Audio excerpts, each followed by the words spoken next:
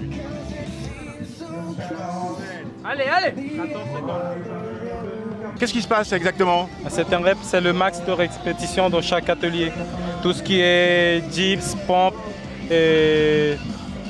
Il y a quoi encore comme l'atelier? Pompe, traction, Muscle up, pompe, traction. Et en fait, c'est la propreté qui compte. Les chiffres et la propreté dans chaque atelier. Et vous allez faire ça après chaque étape, avant chaque étape, ou comment ça se passe? On nous a invités pour faire une animation ici. Et nous, on fait du street workout. Du coup, on a dit oui pour participer et de faire un atelier d'animation sportive. Et c'est une activité sportive qui est en plein essor apparemment? Oui, oui, mais en Guyane, ça prend du temps à se développer. Du coup, on ne connaît pas trop, mais nous, on en profite de ces événements-là pour faire des démonstrations, des ateliers, pour que les gens puissent un peu connaître le street workout. Votre nom, votre prénom? C'est Ramon Zabala Rouen. Et dans quel club vous évoluez? On n'a pas de club. On a une petite association, il y en a plusieurs. Il y a celle de Kourou qui est Bar Warrior, on a celle de Cayenne qui est Bar Team, mais on n'est pas très nombreux. Donc, surtout qu'en Guyane, on n'a pas, surtout sur Cayenne, il n'y a pas de structure pour s'entraîner. Là, c'est de l'agilité, c'est des mouvements freestyle. La plupart, c'est des jeunes d'entre 18 et 20 ans. Ça donne une condition physique particulière? Oui, faut faire des renforcements musculaires que au poids de corps là. C'est que du poids de corps ils font. C'est dips, pompe, traction, abdos. Celle-là on appelle une planche, c'est une straddle, c'est du statique.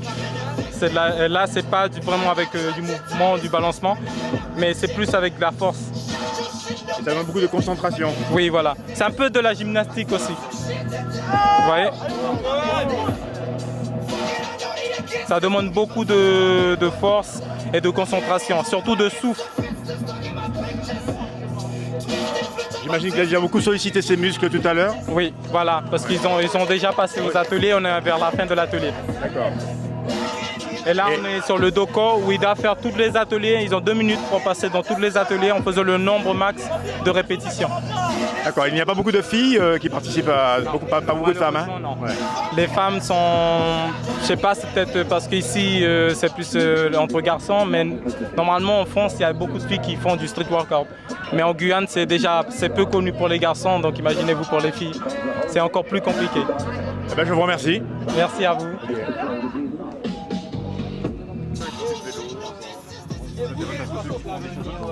Nous sommes en compagnie de Emma, Mika et Hugo. Alors, Emma représente la jeune féminine. On posait la question tout à l'heure, est-ce que c'est un sport qui intéresse, une activité qui intéresse les femmes? Pourquoi ça vous intéresse? C'est parce que lui, que nous voyons à côté, Hugo, vous a entraîné, ou c'est parce que vous avez vu que ce qui se passait autour de lui vous intéressait?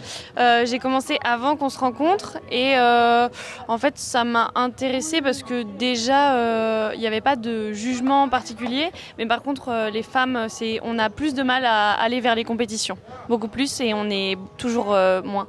Et quand vous êtes parti en compétition en France, sur quels critères on vous a évalué?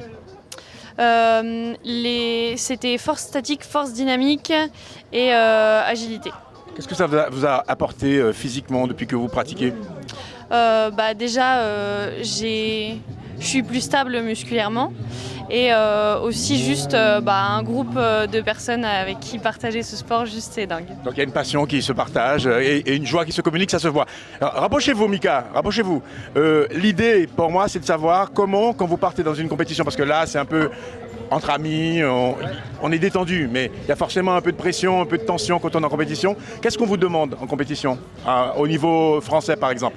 En compétition, on nous demande surtout d'être complet et de ne pas faire de fautes. C'est-à-dire, quand on enchaîne des figures, il ne faut pas faire de fail, sinon on perd des points. Et forcément, ça joue sur le classement et sur le fait de gagner ou pas. Donc voilà. Et vous avez participé au championnat de France? Oui. Vous avez terminé combien? 12e. Combien? 12e. C'est honorable. C'est bien. Et vous vous entraînez où en temps normal? Avant, j'étais en France, donc je m'entraînais à Lorient, dans les salles de gym. Et là, maintenant aussi, je suis revenu ici pour m'entraîner plus souvent. Donc, voilà. Bonne continuation. Merci. Alors, on va terminer par celui qui a côtoyé le niveau, on va dire déjà international, parce que quand on est au niveau européen, ça veut dire qu'on a déjà un bon niveau en régional. Comment ça s'est passé pour vous?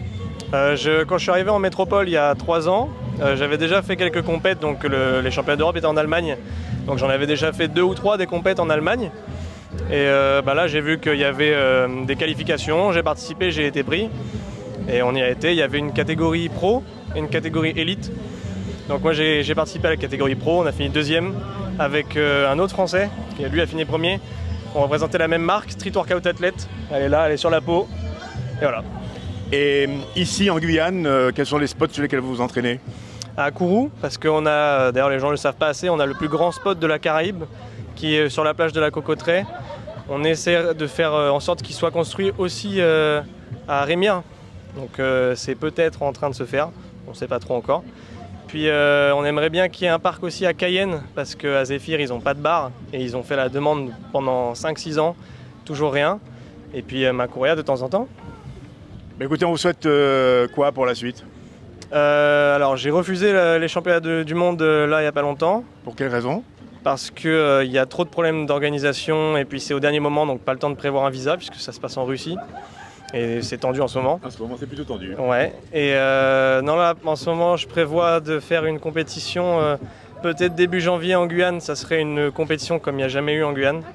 Pour une qualification pour la plus grosse compétition du monde, ça s'appelle la SWAB, Street Workout Ultimate Battle, la 5e édition qui, elle, se passe à Madrid. J'y suis allé en tant que spectateur, c'était en avril, et c'était fabuleux. Il y avait 1400 spectateurs, il y avait une quinzaine, je crois, d'athlètes.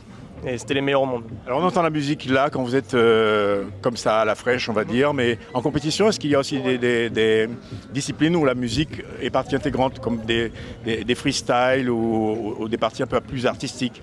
Alors non, la musique... Alors en fait, comme vous avez expliqué tout à l'heure Emma, il y a différents critères de jugement. On a la force dynamique, la force statique, l'agilité, la créativité et les combos. Et dans la créativité, si quelqu'un fait des mouvements en rythme avec la musique, il va gagner des points de créativité. Mais sinon, il n'y a pas de compétition à part avec de la musique ou quoi.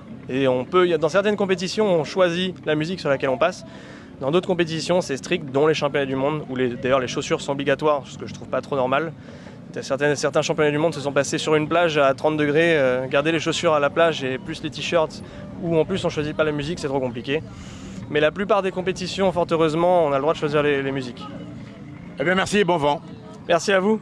Avec la CTG partenaire officielle du Tour, le comité régional de cyclisme de la Guyane, Signarama, la boutique Obsession, JMB Location, l'Oxygène, l'agence Point Pub et Gazaldis. Quelle que soit la marque du vélo, on pédale.